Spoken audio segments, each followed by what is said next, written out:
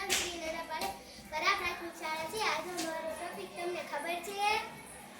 હા, શું છે? બોલ દર્શના. ટાઈમિંગ વર્ડ એટલે શું ઈ તમને ખબર છે?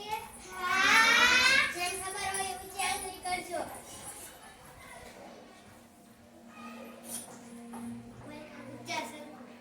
ઉચ્ચાર સરખો એટલે કે આપણે બોલીએ ચા બા કેક બે મંકી ડંકી એવી રીતે જ આ અંગ્રેજીમાં છે. તો હું તમને કહું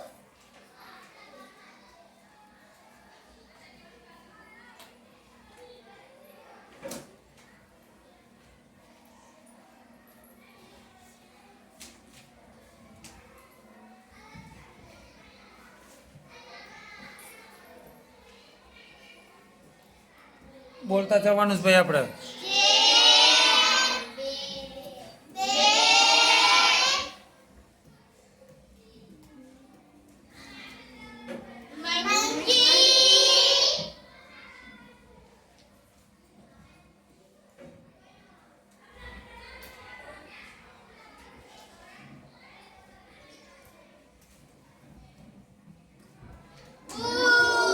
ફરીથી વાંચો તો હું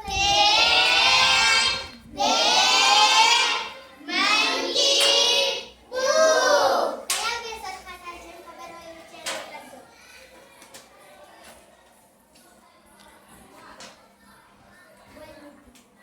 કેટ બે બધા બોલો તો કેટ બે ઓકે, હવે હું એમ કહું છું કે આપણે કેટ ને બેટ જ થાય, એ સિવાય વધારે ગોતવાય તો થાય કે ના થાય? કયા કયા બોલો છો એ સિવાય? નેટ, નેટ થાય, પેટ થાય, રેટ થાય.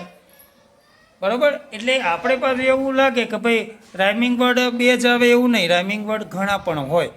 આપણે કેમ સમાનાર્થી શબ્દો આવે છે ને આપણે ગુજરાતીની અંદર, એ રીતે. ચલો બીજો લખાવો બેટા.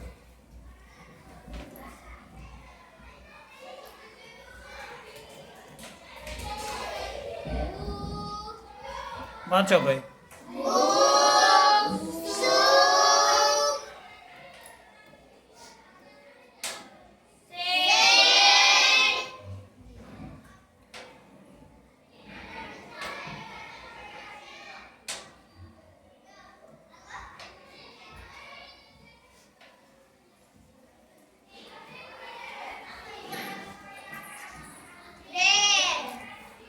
બધા બોલો તો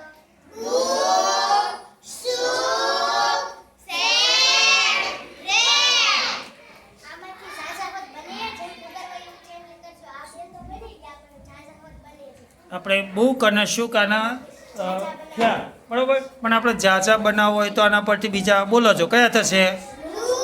લુક, પછી ટૂક, પછી તો આવા બધા બને. એટલે આપણને ખબર પડી ગઈ ને રાઇમિંગ વર્ડ શું કહેવાય? ઉચ્ચાર સરખો હોય. બરોબર ને? ઓકે, સરસ.